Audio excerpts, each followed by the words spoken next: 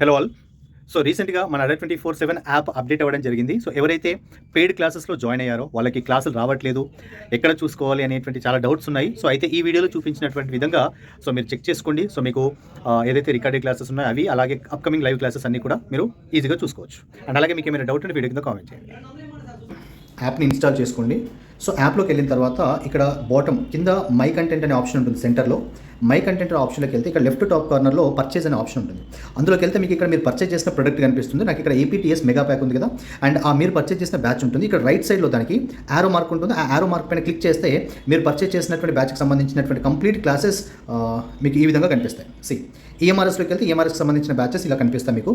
So ఇందులో మీరు ఏదైనా బ్యాచ్, మీరు ఏదైతే బ్యాచ్లో జాయిన్ అవుతారో ఆ బ్యాచ్కి సంబంధించినట్టుగా దానిపైన క్లిక్ చేస్తే మీకు ఇక్కడ అంతా షెడ్యూల్ ఉంటుంది. ఇవన్నీ కూడా క్లాసెస్కి సంబంధించి. అండ్ ఇక్కడ పక్కన టెస్ట్ సిరీస్ ఉంటుంది, వీడియో కోర్స్ ఉంటుంది, ఈ బుక్స్ ఉంటుంది. ఇవన్నీ కూడా మీకు అప్డేట్ అవుతాయి ఏదైనా అప్డేట్ అవ్వకపోతే.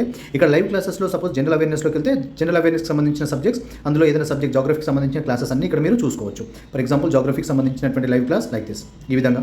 అండ్ అలాగే దానికి సంబంధించినటువంటి PDF కూడా ఇక్కడ పక్కనే ఉంటుంది. అండ్ అలాగే మిగతా సబ్జెక్ట్స్ కూడా మీకు ఇక్కడ ప్రతి సబ్జెక్ట్, ఫర్ ఎగ్జాంపుల్ రీజనింగ్లో ఇక్కడ దానికి సంబంధించినటువంటి క్లాసెస్, బ్లడ్ రిలేషన్ 2, ఇవన్నీ కూడా నెక్స్ట్ షెడ్యూల్ చేసినటువంటి క్లాసెస్. ఓకే, సో ఈ విధంగా మీరు క్లాసెస్ అన్ని చూసుకోవచ్చు.